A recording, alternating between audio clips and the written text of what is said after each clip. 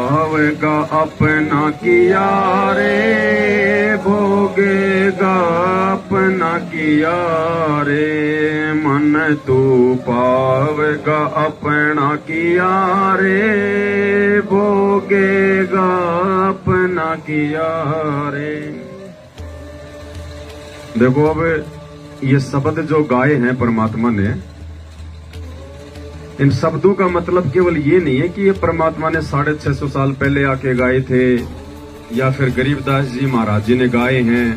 तो या तो ये शब्द, ये शिक्षा, ये उदाहरण, ये सावधानियां हम ये सोचे कि भाई ये तो या तो 650 साल पहले जो 64 लाख थे उनके लिए कही थी परमात्मा ने, या फिर गरीबदास जी ने अपने भक्तों के लिए कही है। नहीं, वो भगत भी हम ही थे, चाहे हम गरीबदास जी के समय में थे, चाहे हम 650 साल पहले थे।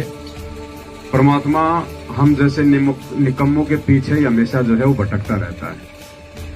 तो ये मंत्र दे दे के, ये पांचों यज्ञ करवा करवा के परमात्मा ने हमारे को यहाँ तक लेके आना था वर्तमान में। और आज से पहले की जितनी भी सावधानियां हैं, जितने भी ये किस्से, कहानियां, उदाहरण हैं, ये सब आज आप और हमारे लिए हैं। तो परमात्मा कह रहे हैं, सतगुरु रामपाल जी भगवान इस शब्द के माध्यम से इतना ज्ञान देने के बाद में, देखो जैसे ही हम कोई कबीर जी बोले या साहिब बोले तो ये ना सोचना कि वो दाढ़ी मूछ वाला ही साहिब है, वो ही कबीर है, वो कुछ नहीं। अब वर्तमान में जो गुरुजी हैं ये साहिब हैं, ये कबीर हैं। हमारी सुरती हमारे गुरुजी पे जानी चाहिए कि ये साहिब है, ये कबीर है, ये करतार है, ये धनी है, ये अल्लाहू अकबर है। यानी भगवान का जो भी उपमात्मक नाम हमारे को देखने या सुनने को मिले तो हमारे को वो शकल ध्यान में नहीं आनी चाहिए जिस शकल में परमात्मा आए थे पहले और उनके नाम पड़े थे। हमें अपने गुरुदेव भगवान की याद आनी चाहिए, उनका शकल ध्यान में आनी चाहिए। लेटेस्ट है, वर्तमान है, ये प्रेजेंट है। तो परमात्मा आप और हमें समझा रहे हैं इस शब्द के माध्यम से कि मन तू पावेगा अपना किया रे, भोगेगा अपना किया रे। हम भक्तों को कह रहे हैं परमात्मा कि भैया मैंने तो पूरा ज्ञान दे दिया, पूरा भक्ति विधान बता दिया, अच्छे बुरे कर्म कुकर्मों की जानकारी दे दी। अब जैसा तुम करोगे भक्ति मार्ग पे, आचार व्यवहार, रहन सहन, चाल चलन, बोल चाल, तुम्हारा पहनावा, अब उन कर्मों के फिर वो परिणाम तुम स्वयं ही भोगोगे।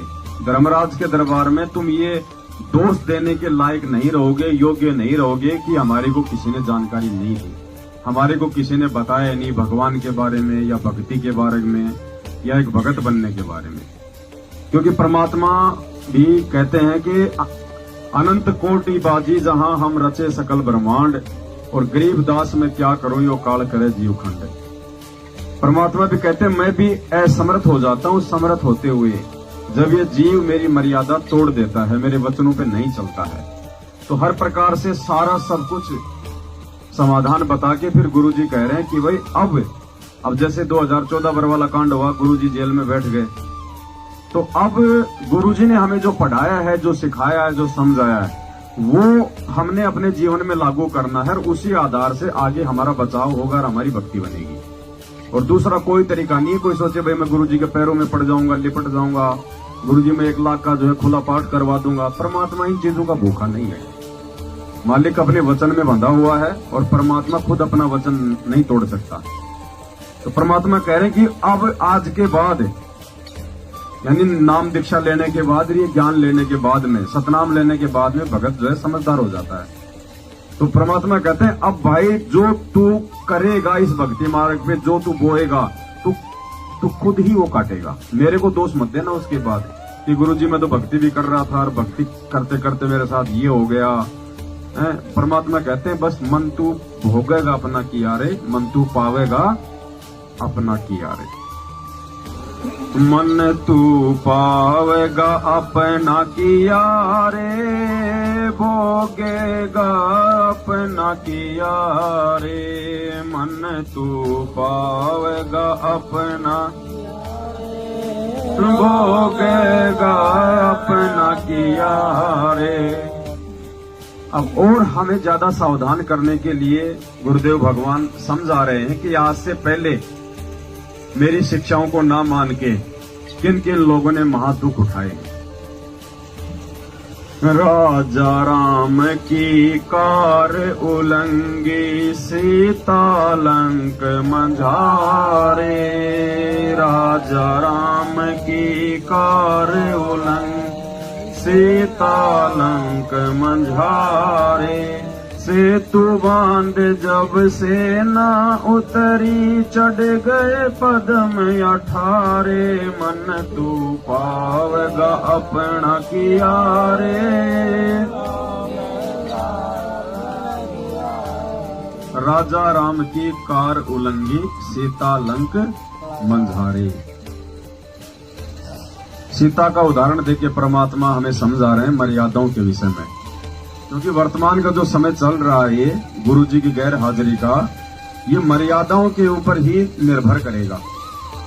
परमात्मा ने ज्ञान दे दिया, अब उसके बाद में जो भगत जिस मर्यादा और वचन में रहेगा, परमात्मा उस मर्यादा और वचन के आधार से उस भगत के साथ में रहेंगे। जितना वो परमात्मा की तरफ बढ़ेगा उतना ही परमात्मा उसकी तरफ बढ़ेगा। जबरदस्ती परमात्मा अब किसी की गोद में ना बैठने वाला, ना किसी को बैठाने वाला है, वरना फिर तो परमात्मा ने सबका साथ देना पड़ेगा, जो दुष्ट है उनका भी, जो भगत है उनका भी। तो विधान बना दिया परमात्मा ने, जैसे गवर्नमेंट हमारे लिए एक रोड बना देती है और फिर नियम बता देती है कि भाई 60 की स्पीड पे चलना है या 100 की स्पीड पे चलना है, आगे ब्रेकर है, ऐसे कोई घुमाव है। अब वो ड्राइवर अगर उस नियम को फॉलो करेगा तो गाड़ी सही चलेगी, नहीं तो एक्सीडेंट कर बैठेगा। तो भक्ति मार्ग भी एक रोड है, ये समझ लो। और हमने परमात्मा के वचन में रह के, मर्यादाओं में रह के हर प्रकार से सावधानी में होकर चलना पड़ेगा, उसी में हमारी भलाई है। तो बाकी तो रामायण हम सब ने सुनी रखी है। जब लक्ष्मण जी सीता जी के व्यंग मारने से कि भाई तेरे तो मन में दोष है, तू चाहता है कि तेरा भाई मर जाए, तू मुझे अपनी औरत बना ले। जब यहां तक उनको बोल दिया तो उनसे रहा नहीं गया और उन्होंने कहा कि माता चलो कोई बात नहीं। उन्होंने चारों तरफ एक वो रेखा खींच दी, लक्ष्मण रेखा, कि आप इससे बाहर मत जाना।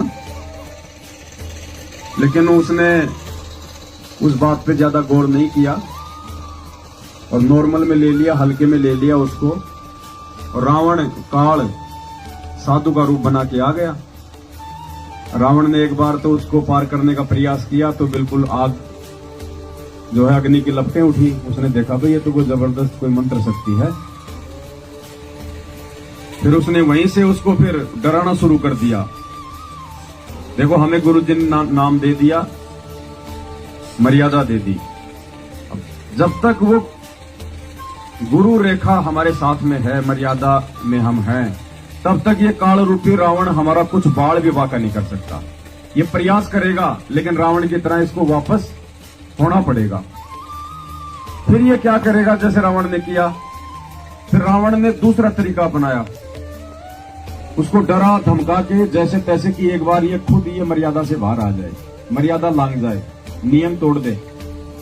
फिर दूर खड़ा होके उसने भौंकना शुरू कर दिया, साधु तेरे दरबार से भूखा जाएगा, तेरे को श्राप लग जाएगा, तेरा पति तेरे से दूर हो जाएगा, ये हो जाएगा, तेरे जीवन में कष्ट आ जाएंगे, तेरे बच्चे नहीं होंगे। उसने उसको डराना धमकाना शुरू कर दिया।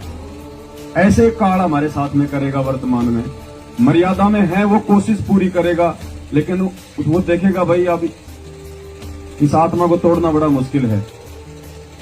इसके चारों तरफ तो एक रक्षा कवच है इसके गुरु जी का। फिर वो क्या करेगा, रावण की तरह हमारे रिश्तेदारों के माध्यम से या जहां पे हम काम करते हैं उन अधिकारियों के माध्यम से, यार दोस्तों के माध्यम से, हर प्रकार से या तो हमारे पर वो दबाव बनवाएगा, लोभ लालच के माध्यम से हमारी मर्यादा तोड़वाएगा, या फिर कोई भय पैदा करेगा।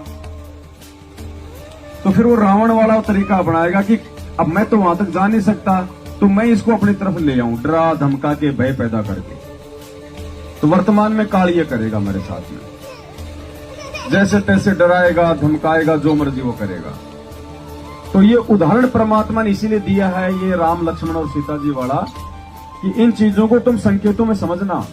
अगर मर्यादा में हो, नाम पे हो, तो ये काल तुम्हें डायरेक्ट कोई हानि नहीं पहुंचा पाएगा। फिर भी ये कोशिश पूरी करेगा कि इनको दूसरे तरीके से, इनको भक्तों के माध्यम से ही जो है इनको तोड़ने का प्रयास करो। इनके परिवार वालों के माध्यम से किसी के पति ने नाम नहीं ले रखा तो उसके पति के अंदर वो प्रवेश कर जाएगा, प्रेरणा कर देगा, रोज शराब पी के आएगा, मांस की थैली लाएगा कि इसको बना, नहीं तो यहां रहना है तो बना, नहीं तो जा। अब ये उस भगत की परीक्षा, उस बहन की परीक्षा, उस भाई की परीक्षा। इसीलिए परमात्मा ने हमारे को पहले ज्ञान दिया बहुत अच्छे से, क्योंकि ज्ञान हमारी ढाल बनेगा, हमारा हथियार बनेगा।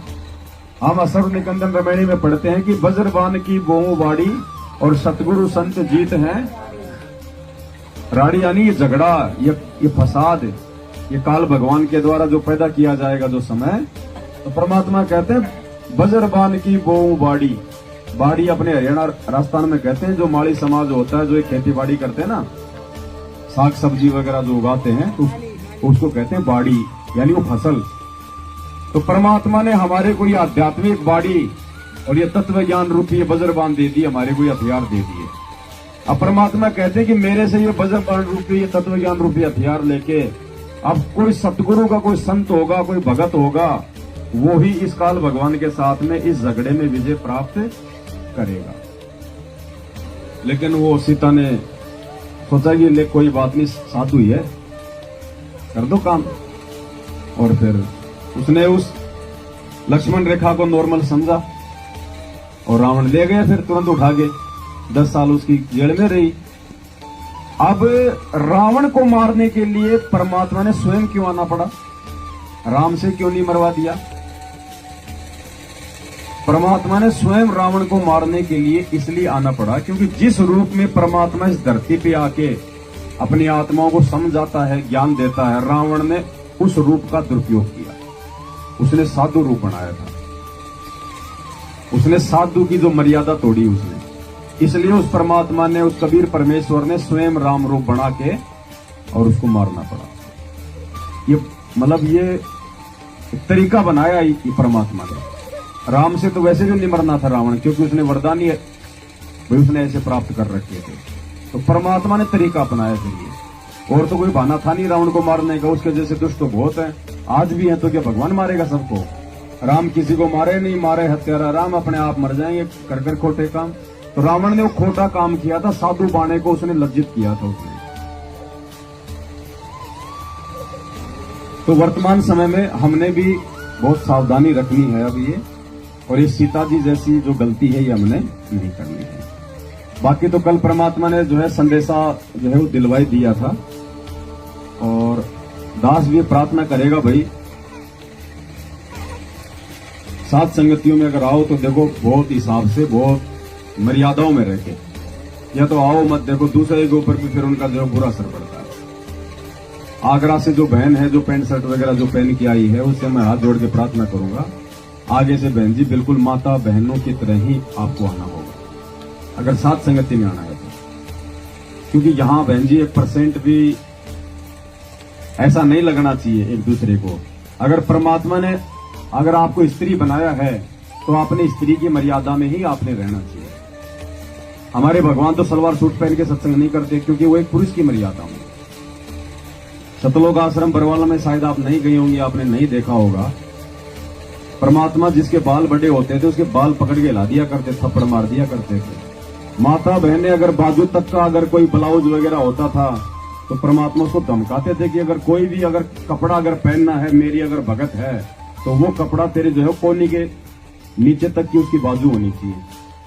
जो साड़ी वगैरह पहन के आती थी उनका पेट, उनकी कमर दिखाई देती थी। परमात्मा उनको धमका दिया करते थे कि तुम भगत हो, तुम पहले वाले नहीं हो, अब भगत की मर्यादा में रह के आओ अगर यहाँ आना है तो देखो भाई वही नियम यहाँ है, क्योंकि परमात्मा का मार्ग है, ये सत का मार्ग है। हम किसी भी प्रकार से ऐसा ना लगे कि भाई हम ऐसे हम कोई पार्टी में आए हुए, दूसरों पे भी उसका बुरा असर पड़ता है। तो मेरी प्रार्थना है, मेरी विनती है, भाइयों को भी दास यही कहेगा भाई, एक दो भाई जैसे कोई जींस वगैरह पहन के आए हो, दंडवत कर रहे हैं, पीछे से उनकी जो है आधा हिस्सा उनका दिखाई दे रहा है, भगत जी थोड़ा बहुत कॉमन सेंस होनी चाहिए इंसान के अंदर। हम इंसान है, जानवर नहीं है। कुत्ता भी बैठता है तो पूंछ से साफ करके बैठता है, हम तो इंसान है, कम से कम कपड़े तो ढंग के पहन ले हम। तो आगे से कोशिश करो, प्रयास करो, और कोई देखे तो एक दूसरे को समझाया करो, भाई तुम ऐसे बिल्ली के आगे कबूतर बन के बैठ जाते, वो कोई खा जाएगा क्या? तुम उसको जो है वो बोलोगे तो बुराई तो मानेगा, इससे ज्यादा क्या होगा? समझदार होगा तो समझ जाएगा, हम तो उसके भले की कह रहे हैं, बहुत अच्छी बात है। और अगर उसको बुरा लगे तो बहुत अच्छी बात है, वैसे भी नहीं आना चाहिए फिर ऐसा आदमी यहाँ पे। दोषी हो जाएंगे परमात्मा के, ध्यान रखना। देख के अगर चुपचाप बैठे रहेंगे गलती को, तो फिर वो गलती करने वाले से जो बड़ा दोषी गलती को देख के भी ना बोलने वाला है। लंका तोड़ बिलंका रे तोड़ी, मां रावण से मारे। लंका तोड़ बिलंका रे तोड़ी, मां रावण से। 10 मस्तक रावण के काट, विभीषण को राज दिया रे। मन तू पावेगा अपना किया रे, होगा तू किया रे। मन तू पावेगा अपना किया रे, होगा। अब देखो इस दूसरी लाइन में, जब रामचंद्र जी के माध्यम से परमात्मा ने लंका पे विजय प्राप्त करवाई, और मालिक ने बताया कि उस समय राजा तो एक इंच जमीन के लिए जो है मर जाया करते थे, और रामचंद्र जी ने लंका को जीतने के बावजूद भी वो राज्य नहीं लिया। और जो विभीषण था रावण का छोटा भाई, लंका उसको दे दी परमात्मा ने, सिर्फ उसके दासातन को देख के। और रावण से परमात्मा ने इसलिए लंका छीन ली क्योंकि वो अहंकारी था, वो दास नहीं बन पाया था भक्ति करते करते भी। तो हमें परमात्मा समझा रहे हैं कि चाहे तुम कितनी भक्ति कर लो, कितना 5 बजे उठ लो, कितने तुम 5 यज्ञ कर लो, 1-1 लाख के चाहे तुम खुले पाठ करवा दो, भक्ति का जो नियम है, जो रूल है, तो परमात्मा कहते हैं दास भाव सबसे पहले है।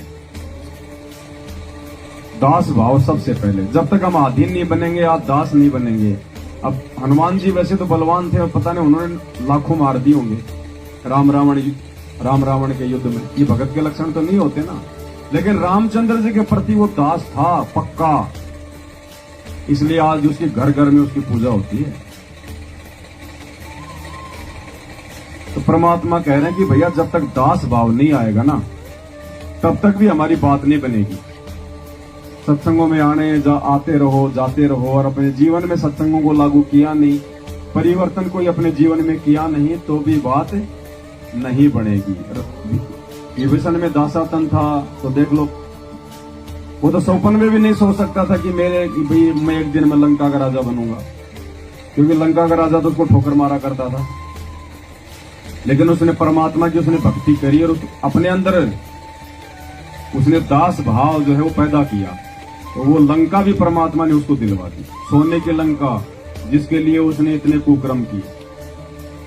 तो इसी प्रकार हमने यदि परमात्मा को प्राप्त करना है, और उस लंका रूपी यदि सतलोक को प्राप्त करना है, तो परमात्मा कह रहे हैं आपको भी जो है ये विभीषण की तरह बनना पड़ेगा।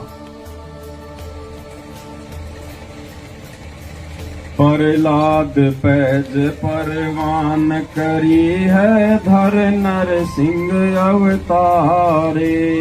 प्रहलाद पैज परवान धर नरसिंह अवतारे।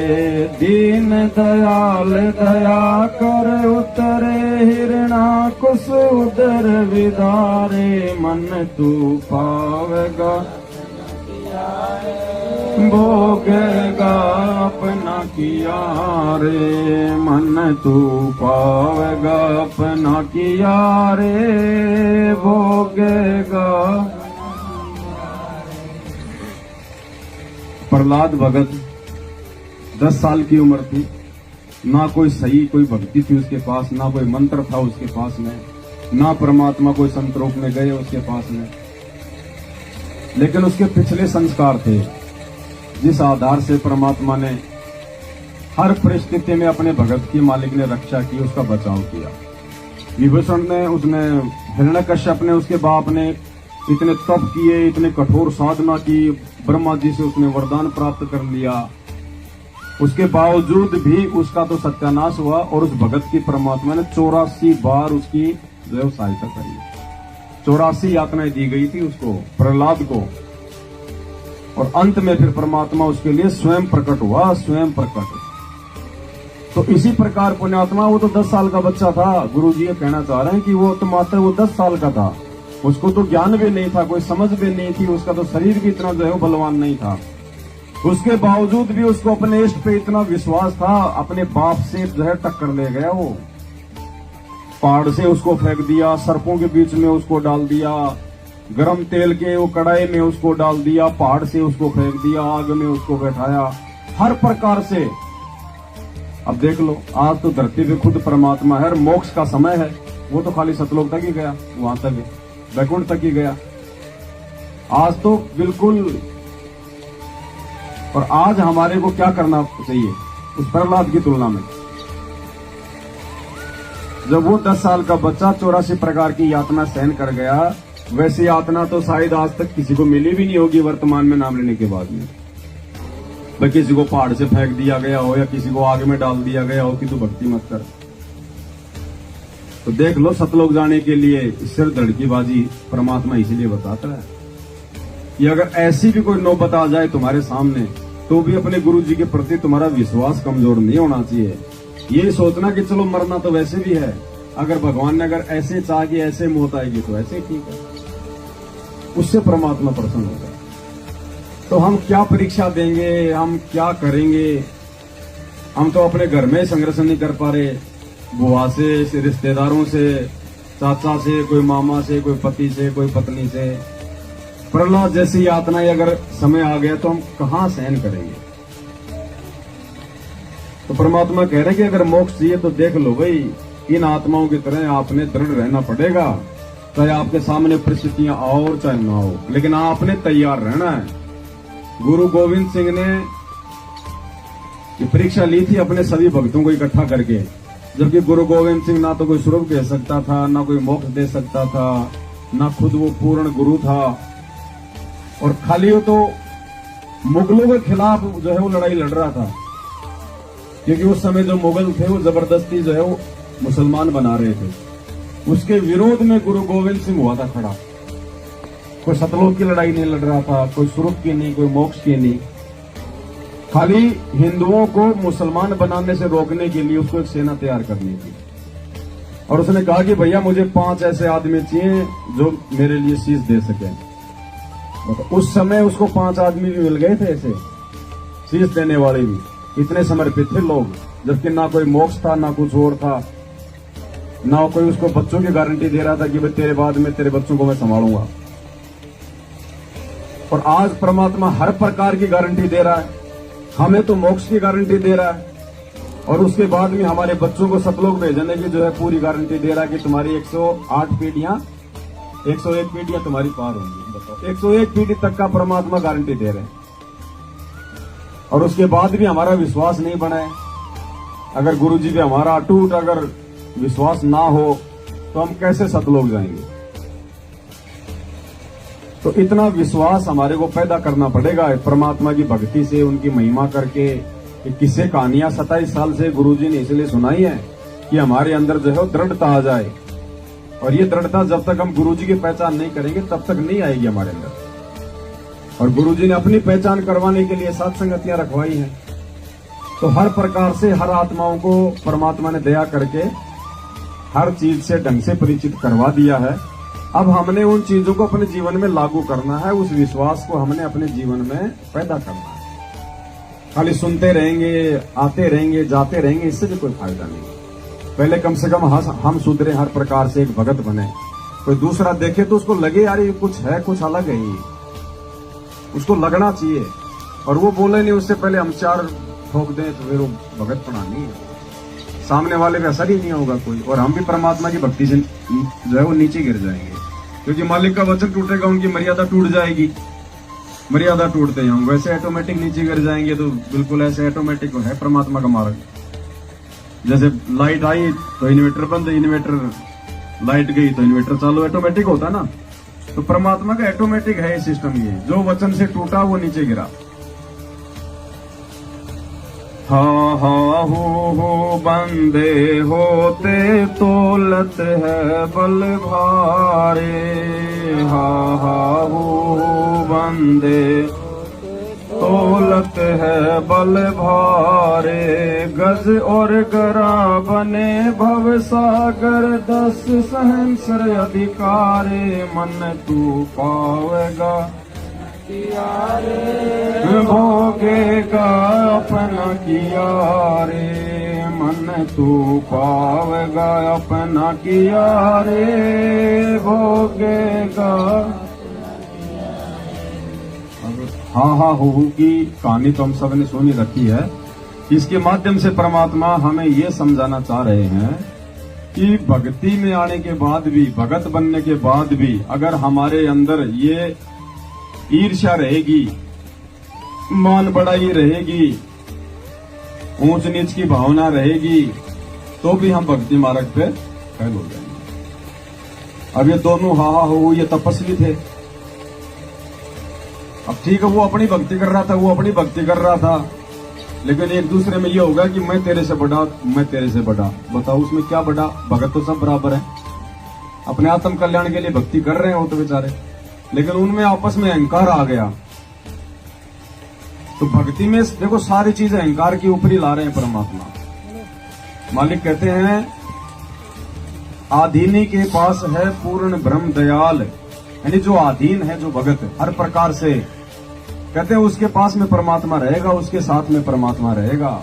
ब्रह्म बिनानी होत है सतगुरु शरणा लीन, और सुबर सोई जानिए जो सब सेती, ब्रह्म बिनानी होत है सतगुरु शरणा लीन। जिसको सतगुरु ने अपनी शरण में ले लिया, कहते हैं वो भगत यहाँ के जगदीश के बराबर हो जाता है, यहाँ के ब्रह्म के बराबर हो जाता हो। ब्रह्म बिनानी होत है सतगुरु शरणा लीन। लेकिन उसके बावजूद भी सुबर सोई जानिए, यानी बहुत अच्छी आत्मा तो उसी को मानना, उसी को जानना जो सबसे थी आधीन। तो परमात्मा को आधीन भगत पसंद है। तो ये हा हो भक्ति भी कर रहे थे, और उसके बावजूद भी उनमें अहंकार था, एक दूसरे को ऊंचा नीचा दिखाने का। तो इस कथा के माध्यम से गुरु जी ये समझाना चाह रहे हैं कि इस भक्ति मार्ग में आने के बाद में तुम्हारे अंदर ये भाव बिल्कुल नहीं होना चाहिए, वरना भी तुम नीचे गिर जाओगे। और फिर ये नीचे गिर गए दोनों, गज और गरा बन गए, एक बन गया हाथी, एक बन गया मगरमच्छ। और फिर आपस में खूब उन्होंने 10,000 साल तक खींचातानी करी। लो भाई, अब अपना बल का स्वयं ही कर लो परीक्षण, कौन से में ज्यादा पावर है। और उसके बावजूद फिर देखो 10,000 साल उन्होंने वो लड़ाई लड़ी आपस में, फिर भी परमात्मा ने उनकी तरफ ध्यान नहीं दिया। फिर जब वो हाथी बिल्कुल डूबने लग गया, बलहीन हो गया, और उसके सूंड गुरु जी कहते इतनी सी बची थी बस वो डूबने से, उस समय उसने उस भाव से, और उसकी आत्मा ने जो है वो परमात्मा का नाम जपा था। तुरंत उस परमात्मा के पास में टेलीफोन चला गया, तुरंत। क्योंकि आत्मा जब पुकारेगी ना तब सुनता है परमात्मा। मन चाहे कितना, अब वो तो मन बकवाद कर रहा था वो 10,000 साल तक तो। और जिस दिन आत्मा ने जरा सी पुकार करी थी, इतनी सी उस मुसीबत के समय में, अपने आप को बिल्कुल ये मान के कि अब मेरे अंदर कोई बल नहीं है, मैं तो बिल्कुल बलहीन हूं। तो जो अपने आप को जो बलहीन मान लेगा वो दास मान लेगा, अपने आप को छोटा मान लेगा, हारा हुआ मान लेगा। उस समय उसने थोड़ी सी पुकार की थी निरंकार भाव से। निरंकार भाव परमात्मा ने बताया कि जब बिल्कुल ऐसे कि बस कोई नहीं है मेरा परमात्मा, जैसे द्रौपदी ने की थी। 5 पांडव बैठे थे नीची गर्दन करके, भीष्म पिता, द्रोणाचार्य, कर्ण, धृतराष्ट्र सब बैठे हुए थे, जिसके ऊपर वो फूली नहीं समा रही थी कि इनके रहते सहते तो कोई मेरा बाल भी वाका नहीं कर सकता। और जब देखा सबकी गर्दन नीचे, तब उसने श्री कृष्ण जी को तो उसने पहले ही अपना गुरु बना रखा था, लेकिन उस दिन उसने विशेष कसक से उसने श्री कृष्ण जी को उसने याद किया था। और फिर श्री कृष्ण जी के रूप में, उसके गुरु के रूप में परमात्मा ने सुख संयोग बना के फिर उसकी इज्जत रखा। तो इसी प्रकार उस हाथी ने और अपने आप को बलहीन मान के, दास मान के कि मैं तो मिट्टी हूं, कुछ भी नहीं हूं, चाहे मेरे पास कितना ही पैसा है, कितनी प्रॉपर्टी है, चाहे मेरे बच्चे चाहे कितनी बड़ी बड़ी नौकरी में लग गए, चाहे वो 2-2 करोड़ की गाड़ियों में घूम रहे हैं, चाहे मेरा पति चाहे वो कितना ही बलशाली है, कितना चाहे वो अधिकारी है, जब तक ये भाव हमारे अंदर रहेंगे ना, और उन चीजों को लेकर जब तक हमारे अंदर कोई अहंकार रहेगा, तब तक परमात्मा अपनी तरफ से कोई लाभ नहीं देगा। और जिस दिन द्रौपदी की तरह वो बल, अहंकार, वो मान, अभिमान सब कुछ चूर चूर हो जाएगा, फिर वो परमात्मा अपनी रजा बख्शेगा। तो दास भाव पे ला रहे हैं परमात्मा हमारे को कि भूल जाओ तुम क्या हो, तुम्हारा बाप क्या है, तुम्हारी पोजीशन क्या है, तुम्हारा जो है स्टेटस क्या है, तुम्हारा कुछ नहीं हो, तुम मिट्टी हो, मिट्टी, 2 कोटि के जीव। तू बहुत बड़ा पहलवान है, तू देश का प्रधानमंत्री है, अगले सेकंड तेरे लकवा मार गया, तेरे मुंह में मक्खी आएंगी और जाएंगी। अटल बिहारी की हालत देख लो, क्या हुआ था अंतिम समय में, लैट्रिन उठाने वाला नहीं था कोई। वो तीनों सेनाओं का अध्यक्ष वो बिपिन रावत। अब बताओ, जो तीनों सेनाओं का अध्यक्ष हो, सेनाएं जो पूरे देश की रक्षा करती है, उससे ज्यादा कोई हो सकता है? कोई सिक्योरिटी वाला है? और वो आंध्र प्रदेश के जंगलों में हेलीकॉप्टर गिरा, और गुरुजी कहते ना, क्या करें कि भाई कोई ऐसी जगह मरेगा जहां कोई वो पानी पिलाने वाला भी नहीं मरेगा।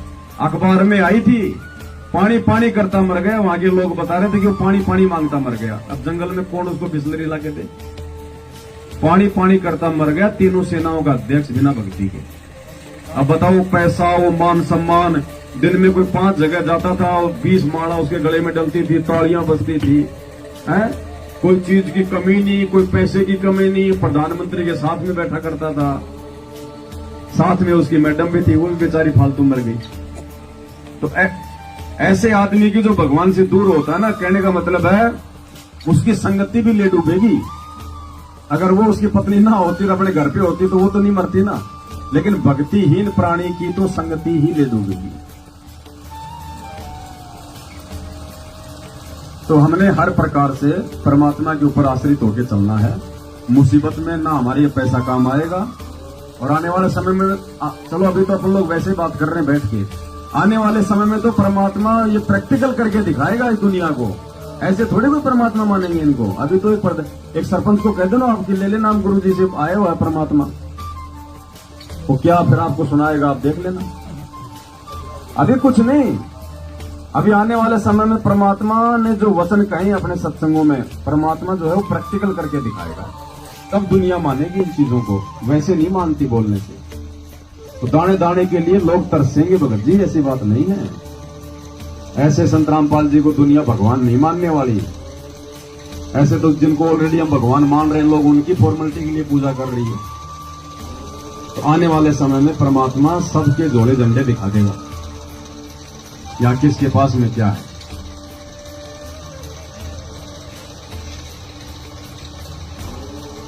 सांस घटा बलहीन भया, जब खींच लिया मझधारे। सांस घटा बलहीन जब खींच लिया मझधारे। अर्ध नाम रसना से तेरा सुमरत है रंकारे। मन तू पावेगा भोगेगा अपना किया रे। मन तू पावेगा अपना किया रे, भोगेगा। सांस घटा बलहीन भया, जब खींच लिया। अर्ध नाम रसना से तेरा। राम का नाम भी गुरुजी कहते पूरा नहीं ले पाया, बस मैं भी नहीं निकला पूरा ढंग से, इतने में पानी में चला गया।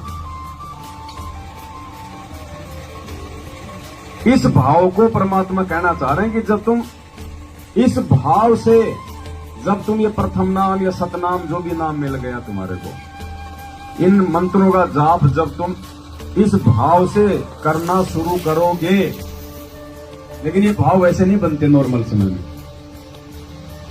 ये भाव तो विशेष परिस्थिति में बनते हैं।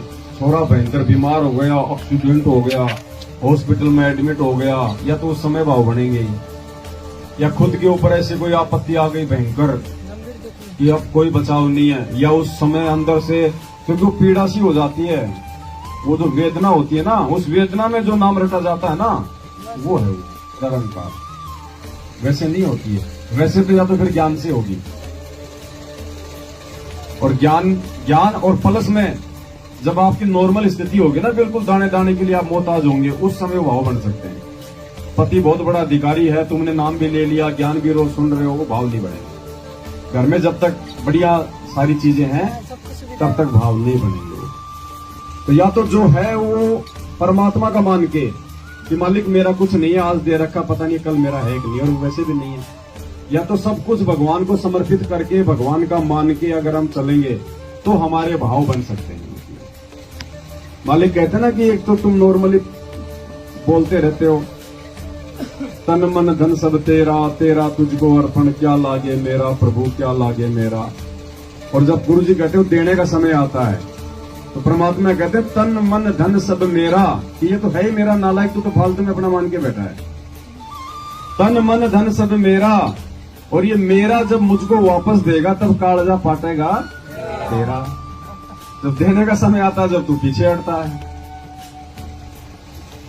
तो एक होता है बोलना और एक होता है उस चीज को लागू करना। तो हमने ये परमात्मा का ही है, और है भी परमात्मा का ही, क्योंकि परमात्मा ने भीख में दे रखी है किस ब्रह्मांड इस काल को, भीख दे रखी है,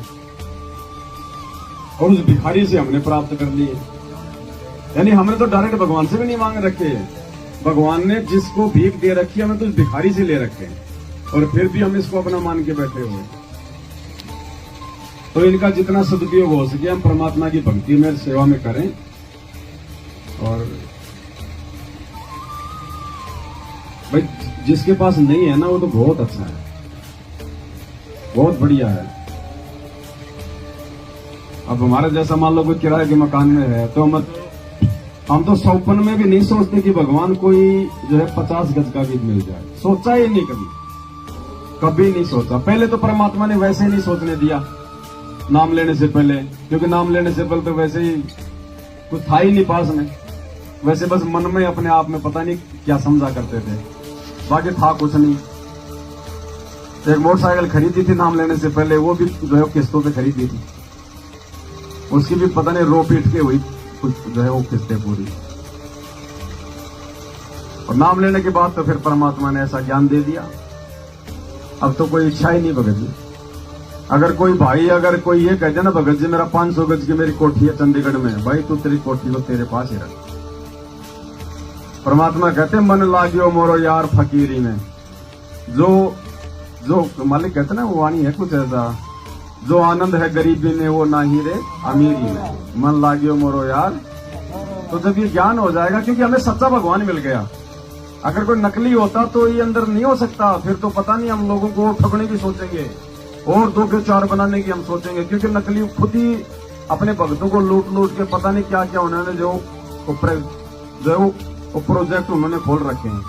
ये जितने भी नकली संत है ना, ये पैसा इनका जाता कहाँ है? आप देखना इनकी टाउनशिप और इनकी बड़ी बड़ी कॉलोनियां और इनकी बिल्डिंगें मिलेंगी, इनकी सारा पैसा 2 नंबर में लगाते हैं, फिर ये दूसरे धंधों में। वरना ये कहाँ रखेंगे? ये खुद तो खाली 500 रुपए का पीला पीला कपड़ा पहन के रहते हैं, ये खुद थोड़ी दिखावा करते हैं, अंदर ही अंदर पता नहीं इन्होंने क्या क्या स्कीम छेड़ रखी है। सारा पैसा उधर लगता है इनका बिजनेस में, पार्टनरशिप में।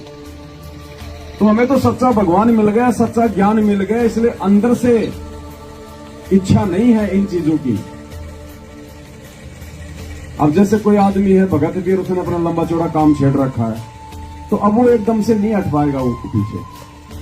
वो सोचेगा पता नहीं अब मैं पीछे हटूंगा तो पता नहीं क्या होगा, नॉर्मल भी धंधा रहेगा कि नहीं रहेगा, खाऊंगा क्या, 20 प्रकार के टेंशन। और जो शुरू से ही जो बिल्कुल जो जमीन पे है उसको कोई टेंशन नहीं, उसके तो और भाव बनते हैं परमात्मा में, और उसको दृढ़ता आती है, क्योंकि उसके ज्यादा खर्चे नहीं फालतू के, ज्यादा उसकी भागा दौड़ नहीं है, तो ज्यादा समय वो परमात्मा को देगा, और ज्यादा समय परमात्मा देगा तो परमात्मा उसको दृढ़ता देगा। और जब दृढ़ता देगा, और देखो एक चीज और भी है, जब आपके पास कुछ होगा ही नहीं ना, तो आपके ऊपर परमात्मा आपत्ति भी नहीं आने देगा। ये गारंटेड बात है। जिस भगत के पास में खूब माया है, भगत भी है संत रामपाल जी का, पैसा भी खूब है, आप देख लेना संकट भी उसके ऊपर खूब आएंगे। और हर संकट का सामना वो पैसे से करेगा, जब तक पैसा है। कोई बीमार हो गया, लाखों रुपया लगा देगा। अब मेरे जैसा है, घर में कोई बीमार हो ही नहीं सकता जब कुछ है ही नहीं हमारे पास में, और भक्ति कर रहे हैं परमात्मा की। तो परमात्मा को भी मालूम है कि अगर बीमारी आ गई तो ये लगाएगा कहां से, तो परमात्मा वो आने नहीं देगा बीमारी। देखो गरीबी के भक्ति मार्ग में कितने फायदे हैं। आपको शारीरिक रूप से परमात्मा दुखी नहीं होने देगा। मालिक को पता है कि इसका दिमाग खराब होगा बेचारे का उल्टा, तो परमात्मा वो आपत्ति नहीं आने देगा आपके ऊपर, क्योंकि आप माया से दूर हैं। तो कितना फायदा है, समस्या नहीं आने देगा भगवान। और आप भी गई तो परमात्मा कहते हैं ऐसा अगर कोई भगत होगा जो समर्पित होगा, वो चाहे पैसे वाला हो चाहे वो गरीब हो। देखो परमात्मा ने पैसे को जो है बुरा नहीं बताया। अगर किसी भगत के पास में अच्छा खासा पैसा है तो मालिक ने कहा कि ये तो इसके पिछले जन्म के दान पुण्य है, उसकी अच्छी बात है, परमात्मा ने दिया उसको ताकि आगे और अपने वो कर्म बनाए, वो तो अच्छी बात है। लेकिन उसने उसका सदुपयोग करना पड़ेगा। उस माया का अगर उसने सदुपयोग किया तो वो माया उसके लिए ठीक है, वरना नहीं। अब किसी को बढ़िया मकान दे रखा तो अच्छी बात है, उसके संस्कार हैं, वहां बैठ के मालिक की भक्ति करे, अपने भगत भाइयों को बुलावे, परमात्मा की चर्चा करे, तो उस मकान का उसको उठेगा कोई सदुपयोग है, वरना कोई सदुपयोग नहीं है उसका। तो अगर दे भी रखा भगवान ने तो हम उसका सदुपयोग करें उसी भगवान की सेवा में, तो परमात्मा उस चीज को मेंटेन रखेगा।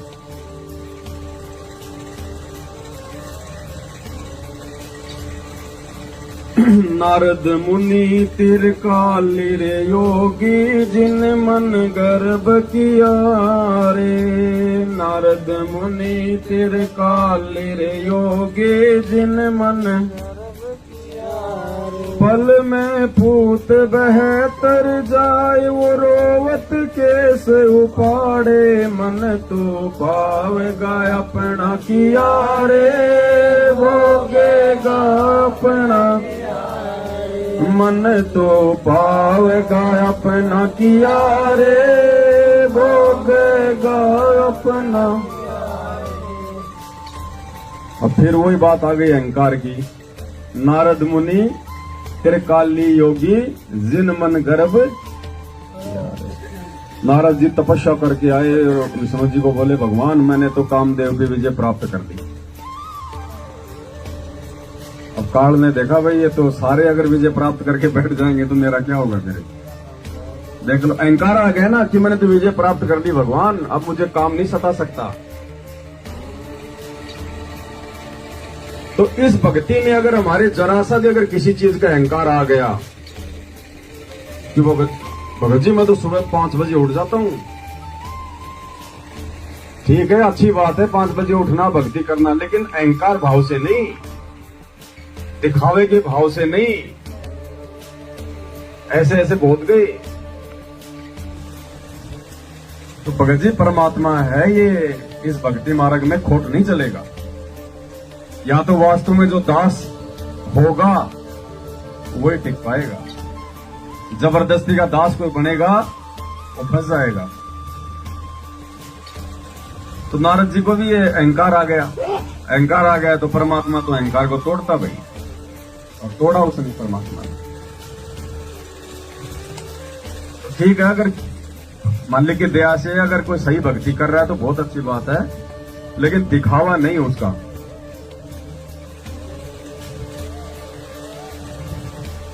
कृष्ण गुरु दुर्वासा होते 56 कोटि सिंहारे।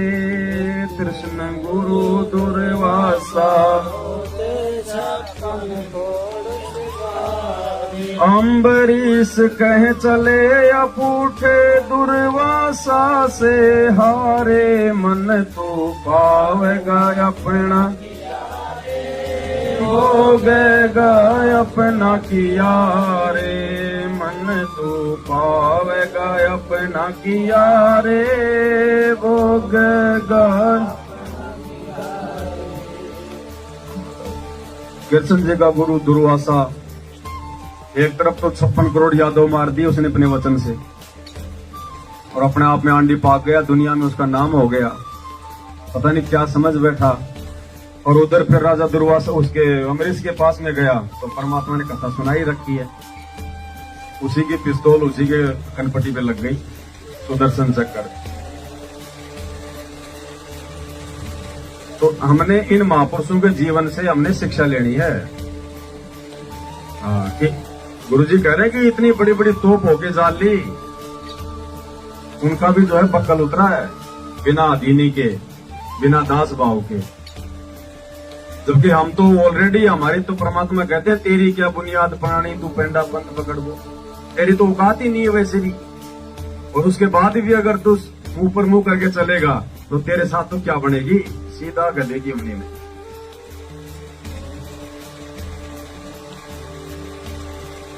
दुर्योधन और दुशासन को द्रौपदी चीर उतारे, दुर्योधन और दुशासन को द्रौपदी अंधे को पीन दई थी, वो बढ़ गए अनंत अपारे, मन तू पावेगा अपना किया रे, भोगेगा अपना किया रे, मन तू भोगेगा अपना किया रे। दुर्योधन और दुशासन को द्रौपदी चीर उतारे, और अंधे को कोपिन दी थी, वो बढ़ गए अनंत। तो परमात्मा ने बताया कि अगर किसी के अगर पिछले जन्म के अगर कोई संस्कार नहीं है, भाई जिसके बलबूते पे तुम्हारी कोई रक्षा हो सके, सुरक्षा हो सके, वर्तमान जीवन भी तुम्हारा ठीक ठाक चले भक्ति मार्ग पे, अगर पिछले नहीं है तो गुरु जी कह रहे हैं कि वर्तमान में तुम्हारे पास में मौका है संस्कार बनाने का। ये केवल संत रामपाल जी की भक्ति में ही बन सकते हैं वर्तमान में, बाकी दुनिया में किसी संत की भक्ति से, किसी देव देवता की भक्ति से वर्तमान में संस्कार नहीं बनेंगे कि तुम्हारे को वर्तमान में उसी भक्ति से, उसी दान पुण्य से तुम्हारे को लाभ मिल जाए। और नकलियों के शरण में आने के बाद भी वो पिछले ही द्वार खुलेंगे, क्योंकि वर्तमान में तो भक्ति है ही नहीं उनके पास, तो संस्कार तो कोई जगह बन ही नहीं सकते। तो केवल संत रामपाल जी की भक्ति से, इस कबीर परमात्मा की भक्ति से ही वर्तमान में वर्तमान का किया हुआ हमारे को मिल सकता है, अगर कोई पिछला नहीं है तो। उदाहरण दिया परमात्मा ने द्रौपदी का। द्रौपदी का जो है कोई पिछला दान पुण्य नहीं था कोई किसी जन्म का, जिससे उसकी इज्जत रक्षा होती। इसलिए परमात्मा ने उसी जन्म में जब वो कंवारी थी, एक अंधे का रूप बना के उसका 9 इंच का साड़ी का टुकड़ा दान के रूप में, और उसी जन्म में परमात्मा ने उसको अनंत दे दिया। तो गुरु जी कह रहे कि वर्तमान में ये वो भक्ति है कि इस वर्तमान में भी भक्ति करते करते भी परमात्मा तुम्हारे घर में, तुम्हारे शरीर में कोई आपत्ति नहीं आने देगा, अगर तुम मर्यादा में रह के भक्ति करोगे तो। मर्यादा तोड़ के चाहे कितना दान पुण्य कर लो, उसका कोई लाभ। तो वर्तमान में अगर भक्ति करते करते भी अगर कोई भगत ये कहता कि मैं दुखी हूं, मैं परेशान हूं, कम से कम 4 या 5 साल बाद, उससे पहले नहीं। परमात्मा ने हर चीज समझा रखी है। एक आम का पेड़ बोओगे 5 साल पहले तो वो भी आम नहीं देगा, चाहे तुम कितना प्रयास कर लो, उसकी भी देख रेख ही करनी पड़ेगी। तो गुरु जी ने बताया कि कम से कम तुम्हारे को 5 साल देने पड़ेंगे इस भक्ति को, 5 साल। और 5 साल के बाद में भी अगर तुम्हारे घर में कोई लाभ नहीं है, तुम्हारे को शरीर में लाभ नहीं है, तो भाई फिर इस भगवान की त्रुटि नहीं है, तुम्हारी अपनी त्रुटि है। ये परमात्मा तो भंडारे भर देगा ये देखो। और शुरू से मर्यादा में रहेंगे तो आपत्ति नहीं आने देगा परमात्मा। और 5 साल बाद तो परमात्मा ने, ये तो विधान है परमात्मा का, 5 साल दे दो इस भक्ति को कोई मर्यादा में रह के। भले वो मांग मांग के खाया करता था, उसके बाद वो दोनों हाथों से लोगों को लुटाएगा। ये वो भक्ति है परमात्मा की, बिना मांगे देता है परमात्मा, बिना मांगे। सतगुरु रामपाल जी भगवान की। देखो ये तरीका चाहे कोई भी हो, लेकिन हमने कोशिश करनी है, हमने अपने बाप के जो है कोटे से लेना है। अब नाम लेने के बाद जैसे किसी का धंधा बहुत अच्छा चल जाता है, वो लेना कोई लेना नहीं है, वो तो खुद की कमाई खुद ही खा रहा है, वो कोई समझदारी है क्या? भगत जी नाम ले लिया, 5 साल हो गए, धंधा मेरा तो रफ्तार पकड़ रहा भगत जी, बस चिंता मत। वो पहले 5 लेबर थी, 20 हो गई। वो तो मूर्ख आदमी है, अपना खुद का धन खुद ही खा रहा है, बर्बाद कर रहा है। अब मैं मेरे खाते में से पैसे निकाल के मैं अपने कोई काम में लगाऊं, कोई सामान खरीद लाऊं, तो मेरा तो नुकसान हो रहा है ना, उल्टा मेरा तो खाता खाली हो रहा है। तो परमात्मा उस भगत को देगा कहां से? उसकी भक्ति से देगा, क्योंकि उसको धन ही चाहिए था। तो वो तो नुकसान में जा रहा है उल्टा। और एक बिल्कुल 0/0 होने के बाद भी परमात्मा कोई अगर वो जो है वो कमी नहीं होने दे रहा, इसका मतलब वो अपने बाप के कोटे से खा रहा है। तो हमने कोशिश करनी है अपने बाप के कोटे से खाने की, क्योंकि हमारे पास इतनी भक्ति है नहीं। अपने तो भक्ति को अपने को तो बचा के रखना है, ये तो ऊपर जाने के काम आएगी। तो इस भक्ति से नहीं लेना, मांगना है नहीं कभी परमात्मा से भूल के भी। अगर भक्ति कर रहे हैं तो मांगने की वैसे आवश्यकता नहीं है, क्योंकि हमारा भगवान कोई हनुमान जी तो है नहीं जो उनको पता नहीं चलेगा, वो घंटा बजाएंगे तब पता चलेगा। ये तो अंतर्यामी भगवान है। अगर मर्यादा में है तो आवश्यकता से पहले दे देगा परमात्मा, और जिसको नहीं मिल रहा है आवश्यकता से पहले, तो भैया उसकी कोई मर्यादाओं में उसकी कोई दृष्टि में दोष है फिर उसकी। नहीं तो परमात्मा अभाव हो सकता है, ऐसी बात नहीं है, लेकिन वो अभाव नहीं होगा जो आपको भक्ति से डगमग कर दे। वो अभाव नहीं होने देगा पर परमात्मा। अगर यदि आप मर्यादा में हो तो, और मर्यादा में हो तो फिर तो भैया टांग भी टूट सकती है, मौत भी हो सकती है, कुछ भी हो सकता है। मर्यादा अगर ये 2 प्रकार से है। अगर आपके ऊपर कोई आपत्ति आ रही है तो इसके 2 तरीके हैं उसको जांचने के, कि भाई ये मर्यादा खंडन के कारण मेरे ऊपर आपत्ति आ रही है, या फिर परमात्मा की तरफ से मेरी कोई जो है परीक्षा ली जा रही है। अगर आपत्ति आती है तब आपके ऊपर आपत्ति आई, और वो आपत्ति अगर आपको भक्ति से डगमग नहीं करती है, आपके विश्वास को नहीं तोड़ती है, और उस आपत्ति में भी यदि आपका अपने गुरु जी के प्रति कोई दोष नहीं होता है, भक्ति करने से आपकी इच्छा अगर उल्टी सीधी नहीं होती है, आपका मन अगर और करता है भक्ति करने में आपत्ति के समय भी, तो वो परमात्मा की तरफ से एग्जाम है, वो परीक्षा है। और एक समस्या ऐसी आ गई जो आपको भक्ति से दूर कर दे, आप गुरुजी में दोष निकालने लग जाओ, तो वो फिर आपकी मर्यादा टूटने के कारण है, जो आपके मन में दोष पैदा करेगी, आपको भक्ति से दूर करेगी। वरना कैसी भी समस्या हो, अगर आपका अपने गुरुजी और भक्ति पे दृढ़ विश्वास है तो वो परीक्षा है फिर वो परमात्मा की तरफ से। और अगर समस्या आ रही है, टांग टूट गई, छोरे की टांग टूट गई, और घर में नुकसान हो गया, कोई काम धंधे में कोई ढंग से नुकसान हो गया, तो भाई वो मर्यादा खंडित है, ये पहचान है। ये अगर भगवान की तरफ से समस्या है तो भगवान आपके मनोबल को नहीं गिरने देगा, चाहे कितनी बड़ी आपत्ति क्यों ना जाओ। एक तो होता है कि आपने अपनी पत्नी से अपने घर में कोई झगड़ा कर लिया, थप्पड़ थप्पड़ मार दिए, अब वो आपको छोड़ छाड़ के वो चली गई, या उसने कोई फांसी खा ली, कुएं में पड़ गई, तो वो तो आपकी मर्यादा टूटी है, उसमें तो आपको नुकसान ही हो गया। और एक आप भक्ति कर रहे हो और उधर से वो कहेगी या तो बाबा रामपाल रहेगा इस घर में, या मैं रहूंगी, और उस समय आपके मन में यह आ रहा कि अभी निकल, बाबा रामपाल ही रहेगा, तो वो आपत्ति जो है वो वैसी आपत्ति नहीं है, फिर वो परीक्षा है। अगर वो घर से निकल जाती है तो फिर वो आपकी कोई मर्यादा टूटने से नहीं जा रही, वो परीक्षा है फिर आपकी, जिसने आपको और ज्यादा मजबूत किया है कि ये औरत, ये पहले तो इतनी अच्छी थी जो है वो दिखाई दिया करती थी, और एकदम से इसने तो मतलब सिंह पहना लिए, तो वो मालूम पड़ जाएगा भगत को ऑटोमेटिक कि भाई मेरी जो है मर्यादा टूटने के कारण समस्या आ रही है, या फिर कोई परमात्मा की तरफ से कोई परीक्षा है।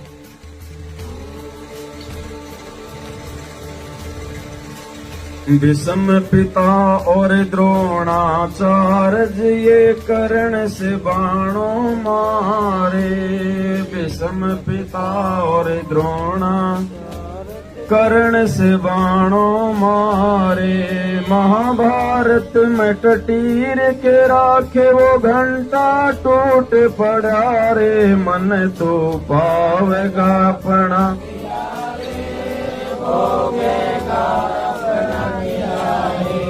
मन तो पावगा अपना किया रे भोगेगा। देखो भक्ति मार्ग में आने के बाद भी, धर्म के रास्ते पे चलने के बाद भी यदि हम अधर्मी लोगों का साथ देंगे तो फिर हमारे साथ में क्या बनेगी, जो भीष्म, द्रोणाचार्य और कर्ण के साथ में बनी। इन्होंने धर्म का पक्ष नहीं लिया और ये कुसंगति का असर था, दुर्योधन की कुसंगति का असर। उसका मलिन अन्न खा के उनकी भी बुद्धि भ्रष्ट हो गई और इतने बड़े महारथी होने के बावजूद भी इनमें से एक भी गुरुजी ने बताया, इनमें से एक भी अगर पांडवों की तरफ जाके खड़ा हो जाता तो उस दुर्योधन की हिम्मत नहीं थी कि वो युद्ध करता। लेकिन ये कुसंगति का असर था भगत होने के बाद भी। और मालिक ने बताया कि चाहे तुम कितना ही अच्छे हो, चाहे तुम कितने भगत हो, अगर तुमने जरा सा भी अगर इस भक्ति मार्ग में अगर अपनी मर्यादाओं को तोड़ दिया, डगमग कर दिया, अधर्मी लोगों का साथ दिया, तो परमात्मा का सारा हट जाएगा। तो परमात्मा कह रहे जो महाभारत के युद्ध में एक टटीरी जो पक्षी थी उसके अंडों की तो भगवान ने इंद्र के हाथी का घंटा तोड़ के रक्षा कर दी, और जो पूरी जो मतलब धरती तोलने की जो हिम्मत रखते थे उनको जो है बाणों से छलनी किया गया वहां पे। तो हमने हमेशा धर्म के मार्ग पे ही चलना है, धर्म का ही साथ देना है, चाहे हम जगत में बैठे चाहे हम भगत में बैठे। अपनी नियम मर्यादाओं, देखो ये नियम मर्यादा ही सबसे बड़ा धर्म है। वो धर्म ये नहीं है कि हमने कंबल बांट दिए, वो गेहूं बांट दिया, वो धर्म अलग है। भक्ति मार्ग के धर्म की बात हो रही है, तो भक्ति मार्ग का सबसे बड़ा धर्म है भक्ति। परमात्मा के वचन में रह के, मर्यादा में रह के भक्ति करना हमारा सबसे बड़ा धर्म है। नेक नीति में रहना, जो आचरण परमात्मा ने बता दिया उसको अपने ऊपर लागू करके रखना, ये सबसे बड़ा धर्म है। इस धर्म से नीचे गिरेंगे तो हमारे साथ में भी अंत में भीष्म, पिता, द्रोणाचार्य और ये कर्ण जैसी बनेगी। हो सकता है इस जीवन में तो बहुत अच्छा हो जाए, कोई बड़ी बात नहीं, मर्यादा भी तोड़ दी, फिर भी कोई बात नहीं, बड़ा शान से जिए 60-70 साल और अंत में मालूम मरे तो भी दिक्कत नहीं हुई। लेकिन अगला जन्म फिर पता नहीं कहां मिल जाएगा, कोई जानवर का मिल जाए, फिर वो नीचे गिराएगा। भाई 33 कोटि यज्ञ में आए वो 67-88 सारे, 33 कोटि यज्ञ में वो 87-88 सारे, 12 कोट वेद के वक्त वसुपच का शंख बजारे, मन तो पावेगा अपना किया रे भोगेगा अपना, मन तो पावेगा अपना किया रे भोगेगा अपना। देखो भक्ति और अभक्ति का परमात्मा ने बताया है।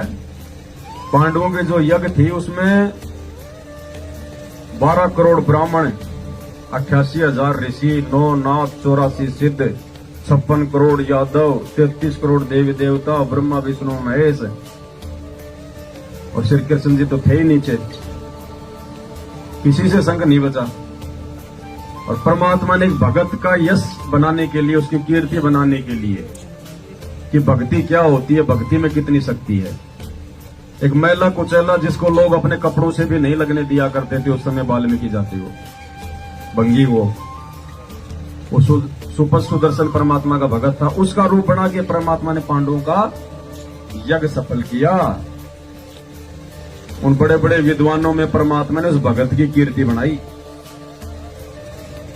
अब आज देखो ना, तो मीराबाई थी, वो कौन सा वो थी बेचारी, अंत में जाके वृंदावन में बाबा जी रह के भक्ति करी। अब उस समय बड़े बड़े सेठ भी थे, खुद उसका जो देवर था वो राजा था, आज उनको भी लोग नहीं जानते। उस राणा का नाम क्या था कोई नहीं जानता, बस इतना जानते हैं राणा उसका देवर। और मीराबाई का नाम पूरी दुनिया जानती। नरसिंह जी ने जब 56 करोड़ की संपत्ति जब भंडारे में लगा दी मालिक के आदेश से, तो दुनिया तो उनको मूर्ख बता रही थी कि देखो ये मूर्ख आदमी पागल हो गया। और लोग उस समय संपत्तियां जोड़ने में लगे हुए थे। तो जोड़ने वालों को कोई जानता आज, और उन लुटाने वाले को? तो भगत की कीर्ति बताई परमात्मा ने। देखो आने वाले समय में ना, जैसे आज हम ये कहते हैं भाई 650 साल पहले 64 के 64 लाख निकम्मे थे, फेल हो गए, मर्यादाओं से नीचे गिरे, गुरु को भगवान नहीं माना, तो 64 लाख कौन थे? आप और हमें थे ना। तो 650 साल पहले वाले जन्म की तो परमात्मा हमारी बेइज्जती कर रहे हैं कि सारे के सारे फेल हो गए, निकम्मे नालायक। और आज क्या कह रहे हैं हमारे कोई, धन्य है तुम्हारे माता पिता जिनसे तुम्हारा पुण्यात्मा हो, पुण्यात्मा हो। तो हमने जो आचरण किया भक्ति मार्ग पे 650 साल पहले, इंसान तो वही है, हम आत्मा तो वही है, लेकिन आचरण के कारण देख लो, खुद भगवान हमारी इज्जत भी कर रहा है और हमारी बेइज्जती भी कर रहा है। 650 साल पहले की बात आती है तो कहते सारे फेल हो गए, निकम्मे। और आज क्या कह रहे हैं कि तुम्हारा सौभाग्य, तो तुम्हारा जैसा भाग्य नहीं किसी का। पुण्यात्मा, तुम्हारे पुण्यों की कोई जो है वो गिनती नहीं। आज हमारी बढ़ाई कर रहे हैं परमात्मा। तो आत्मा तो वही है ना, लेकिन आचरण की बढ़ाई कर रहे हैं। तो हमने भक्ति मार्ग पे अपने धर्माचरण को बना के रखना है।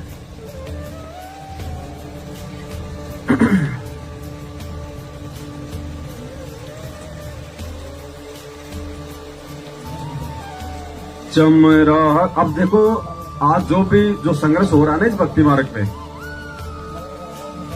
अब वर्तमान में तुम्हारे गुरु जी की इज्जत नहीं है क्या? कोई भी गाली निकाल जाता है, ऐरा गहरा निकाल देता है ना, कुछ भी कह देते हैं। जेल में बैठे हुए हैं, एक पुलिस वाला भी उनको जो मर्जी बोल दे वहां पे, क्योंकि वो पुलिस वाले की वहां पे भाई पावर है। क्योंकि जेल में अगर प्रधानमंत्री चला गया तो फिर वो प्रधानमंत्री नहीं रहता उसको, क्योंकि वहां पे वो कैदी है, वो मुलजिम है वहां, उसको कोई जो मर्जी बोल दे। तो आज हमारे गुरुजी जेल में बैठे हुए हैं, आज उनको जो मर्जी बोल दे कोई भी। तो आज हमारे गुरुजी की नहीं है कोई पूछ, कोई इज्जत। और जब समय आएगा जब गुरुजी का, फिर क्या होगा? तो आज जैसे हमारे गुरुजी की इज्जत नहीं है तो हमारी भी कोई इज्जत नहीं है। और कल को जब हमारे गुरुजी की पहचान हो जाएगी, जब गुरुजी होंगे सर्वे सर्वा, तब उनके बच्चों के तो ऑटोमेटिक ही, देखो पतंग के पीछे तो पूंछ जाएगी, ऑटोमेटिक ही जाएगी वो तो कल को आप और हमारा ही जो है परमात्मा यहां पे यश करवा देगा ऑटोमेटिक। और वो समय आएगा। देखो आज हम जो वीडियो बना रहे हैं, साथ संगति की वीडियो बनते हैं, इतनी अच्छी अच्छी बातें, इतना सब कुछ होता है ना, आज इनको कोई देख रहा है, और देखता तो क्या बोलते हैं, हमारे को मतलब मूर्ख समझते हैं कि ये कौन से करे के प्राणी, ये क्या बातें बक रहे हैं, रामपाल भगवान, रामपाल भगवान, दिमाग खराब इनका, मूर्ख समझ रहे हैं ना। और वो आपस में कोई छोटा सा कोई राम राम हरे हरे राम राम डाल दे तो दुनिया उनको में आगे आगे उनको भेजेगी, और वाह वाह क्या बात, वाह वाह। क्योंकि आज समय पाखंड का है, धर्म का समय है। और जब ये धर्म का समय आएगा तो वही लोग फिर देखना फिर। तो हमने तो अपने परमात्मा के पीछे कहे कबीर चरण चित राखो ज्यों सुई में, तो हमने तो अपने गुरुदेव भगवान के पीछे पीछे रहना है, वहां से दूर नहीं हटना। और फिर एक साथ समय आएगा फिर, अब वो सुई चाहे कितनी अच्छी है, अगर धागा नहीं है तो सुई को कोई खरीदेगा क्या? तो भगवान की जो है वो उसके भक्तों के पीछे, और भक्तों की इज्जत अपने भगवान। भगत नहीं होंगे तो भगवान को भी कोई नहीं पूछता। भाई हम एक दूसरे के जो है वो पूरक हैं। तो आने वाला समय आप और हमारा ही है। हालांकि हमें कोई मान बढ़ाई नहीं चाहिए, कोई हमें सलूट मारे, राम रमी करे, हमारे मन में नहीं है। लेकिन वो तो विधान है परमात्मा का, गुरु जी कहते हैं आम का पेड़ बोओगे, चाहे तुम्हारे खाने की इच्छा नहीं है लेकिन लगेंगे तो आम ही भाई, चाहे खाओ चाहे मत खाइयो लेकिन लगेंगे आम। तो ऑटोमेटिक ही परमात्मा के भक्तों की इज्जत होगी, यश होगा, उनकी कीर्ति होगी। भले हमें उसकी भूख नहीं है लेकिन वो विधान है परमात्मा का, होगा।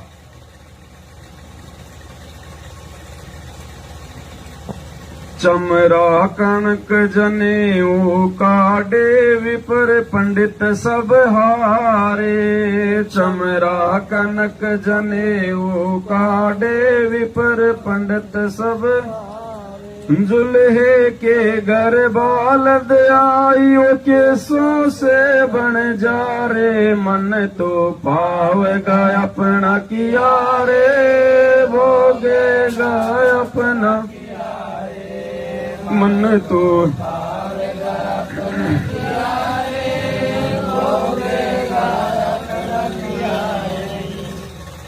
देखो ये फायदा है परमात्मा के दिल में जगह बनाने का,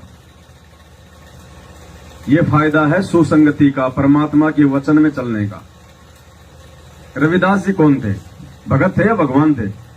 64 लाख में थे आप और हमारे जैसे जीव थे हैं? आज वो तो साधु के रूप में पूजा हो रही है उसकी, तो संत रविदास, संत शिरोमणि रविदास हो रही है ना, मंदिर बने हुए हैं उसके। और हम भी तो वही थे, हमारे को पड़ोसी भी नहीं पूछ रहा। क्यों? क्योंकि वो परमात्मा के विशेष नजदीक था। नजदीक का मतलब ये नहीं कि 24 घंटे उनकी जो है मालिश करता रहे, मतलब विशेष परमात्मा को मानने वाला, परमात्मा पे वो जो है मतलब वो जो है वो विश्वास किया करता था। अब जो परमात्मा पे विश्वास करेगा तो फिर परमात्मा उस पर विश्वास करेगा, इसीलिए उसको और गणिका को हाथी पे बैठा लिया और दोनों को परमात्मा ने स्वर्ग में भेज दिया। बाकी अम्मा के गर्भ से आ रहे हैं बार बार। भाई मालिक कहते हैं ना, चमरा जुल्हा तर गए और छिपा नाई रे, गणिका चढ़ी विमान में सुरगापुर। तो उनको परमात्मा ने वहां भेज दिया स्वर्ग में, वो मां के गर्भ में बार बार ये नरक नहीं भोग रहे, जबकि आप और हम बार बार नरक भोग के आए। और वैसे और जगत में परमात्मा ने उसकी महिमा बना दी, डबल फायदा कर दिया ना।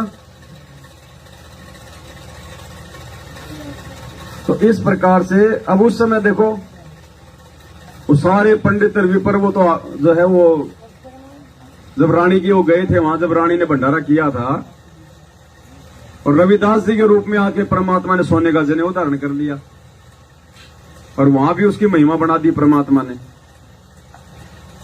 और आज पूरा समाज जो है उसको महिमा कर रहा है, उसकी संत शिरोमणि उसकी जयंतियां मन रही हैं।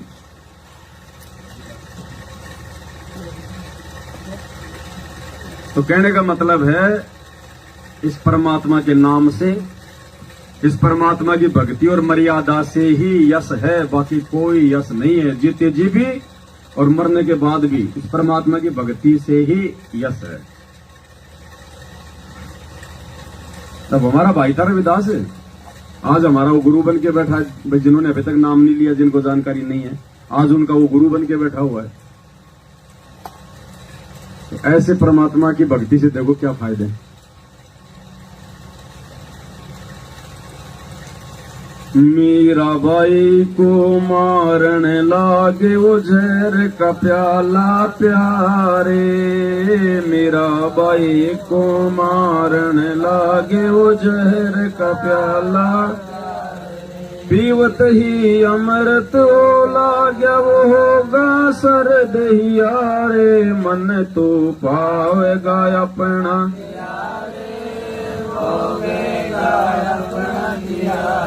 मन तो पावेगा अपना किया रे, भोगेगा अपना। अब देख लो मीरा भाई जो समर्पित हो जाएगा ना परमात्मा पे, अपने गुरु जी पे, तो मेरा भाई समर्पित हो गई थी हर प्रकार से। जब उसको भगवान तो वो रामकृष्ण को ही मान रहे थे, फिर भी सारे के सारे गोविंद तो रामकृष्ण ब्रह्मा विष्णु महेश को ही मानते थे। बस नाम ले लिया था गुरु जी से कि भाई बहुत अच्छे हैं, सिद्ध हैं, इनके पास में कोई भक्ति की शक्ति है, इनसे हमारे काम बन जाते हैं। लेकिन मोक्ष के लिए हम उनसे नहीं जुड़े थे। तो मीराबाई ने भी नाम ले लिया। नाम लेने के बाद भी उसने जब जहर का प्याला पिया तो श्री कृष्ण जी के ही चरणों पे डाल के पिया। लेकिन उसके बावजूद भी परमात्मा ने उस आत्मा के ऊपर मेहर रखी। अब आज देख लो, छोटा सा मच्छर काट गया, उसमें तो जहर ही आता है। आंख फूल गई और मीराबाई पूरा प्याला पी गई तो वह सर्दी पड़ा। तो हमने कितनी भक्ति करने की जरूरत है अभी वो समय लगेगा। अभी हम लोग खाली पड़े, अंदर से कुछ नहीं है, ये रियलिटी है।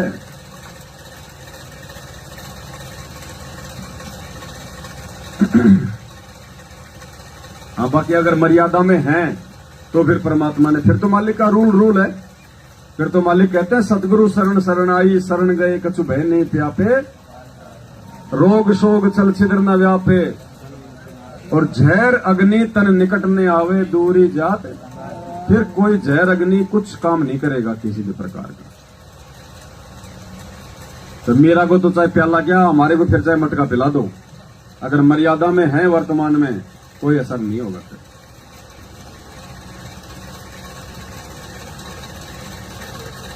भाई कंस के चानोर खपावण वो जीतन मल अखाड़े, कंस के चानोर वो जीतन मल अखाड़े, कृष्ण को तो यश दिया है ये कबीर ने कारज सारे, मन तो पावेगा अपना किया रे, भोगेगा अपना, मन तो पावेगा अपना किया रे, भोगेगा अपना।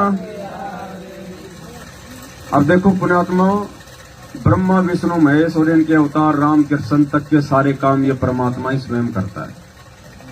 इनमें भी इतनी पावर नहीं है, जबकि ये त्रिलोकीनाथ है। अब राम रूप में रावण को किसने मारा? परमात्मा ने।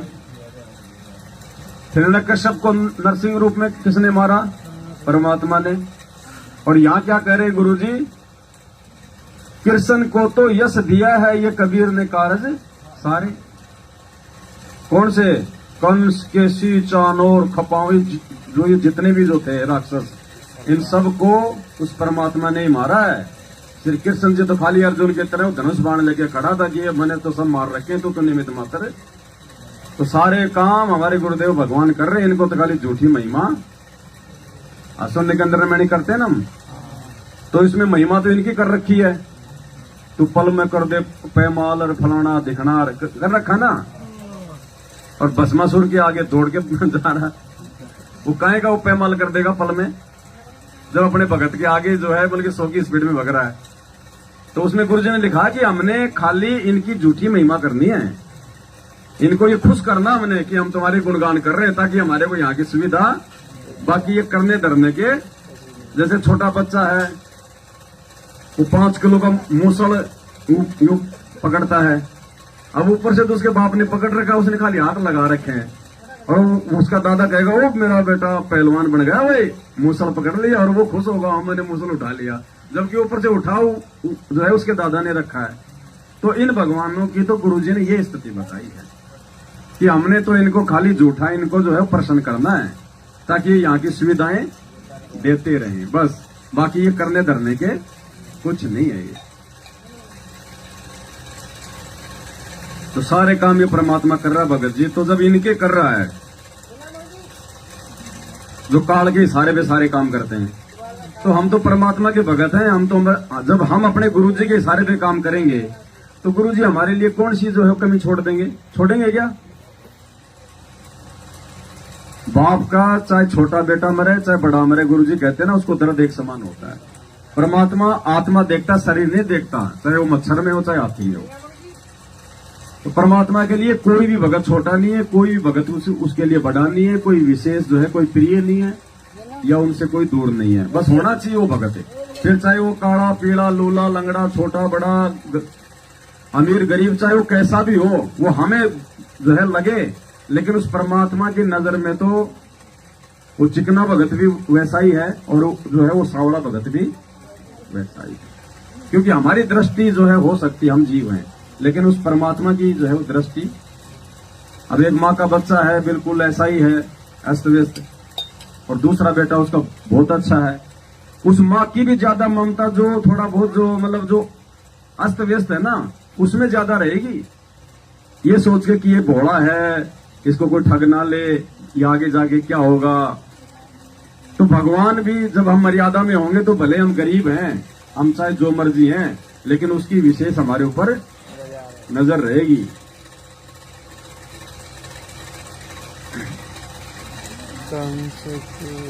भाई शंखों कीर्तन करे खवासी धन तू सिरजन हारे, शंखों कीर्तन कर खवासी धन तुम सिरजन हारे, दास गरीब करे को सरवर ऐसा शीस हमारे, पावेगा अपना किया रे, भोगेगा अपना किया रे, मन तो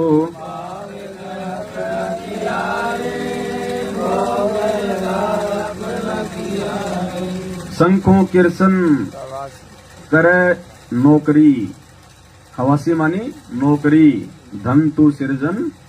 तो भाई अपने गुरु जी इतने महान हैं, इतने समर्थ हैं, रामकृष्ण जैसे जिनके पानी भरते हैं। परमात्मा कहते हैं ना कि कौन सी वाणी है वो, काल तो पीसना। तो श्री कृष्ण जी तो बहुत छोटी चीज आ गई, काल के लिए कह रहे हैं गुरु जी, काल जो पीसना और जोरा यानी मौत, ये है पणिहार। और ये दो असली नौकर हैं ये परमात्मा के दरबार। तो जो परमात्मा के नौकर होंगे वो उसके बेटों के भी नौकर होंगे, हैं? जो है जो परमात्मा के जो अब मान लो अगर कोई सेठ के नौकर हैं तो सेठ के बच्चों के भी नौकरी हो गए वो। तो आज हमारे ऊपर ये सेठ बन के बैठे नौकर, सिर्फ हमारी कमजोरी के चलते। तो आज वो सेठ भाई वापस हमारे को छोटा सेठ बनाने के लिए आ गया, वापस ले जाने के लिए, जहां पे ब्रह्मा विष्णु महेश ये काल दुर्गा जैसे तो हमारी नौकरी करते हैं वहां पे। तो इनसे आस्था हटा के हर प्रकार से हमने और अपने गुरुजी में लगाने की, गुरुजी ने एक ही तो बात बताई, जो आस्था तुम्हारी सतलोक से आते समय इस काल में बनी थी, उतनी आस्था यहां से अगर तुम्हारी मेरे अंदर बनेगी तो तुम सतलोक जाओ। तो ये ज्ञान से बन सकती है, साथ संगति से बन सकती है, अच्छे विचारों से बन सकती है, भक्ति भाव से बन सकती है, पांचों यज्ञ करने से बन सकती है, और दूसरा इसका गुलामी चापलूसी करने से नहीं बनेगी। और गुलामी चापलूसी भी करो तो अपने भगवान की करो, उनके भाई बंधुओं की मत करना, ये तो बेड़ा गर्क हो जाएगा उनका। भाई बंधु के करने वाले तो ट्रोली के नीचे आके मर रहे हैं। अब जाके देखो, पूछ के उस घर में भक्ति हो रही है क्या? हो ही नहीं सकती। अकेला ही था वो तो भगत जी, और उसके गांव पड़ोस में कितने और आदमी। बात तो फैलती है, काल ऐसी बातों को तो ज्यादा फैलाता है ना, नेगेटिव बातों को तो, ताकि लोग इनसे दूर हटे और जुड़े नहीं मतलब।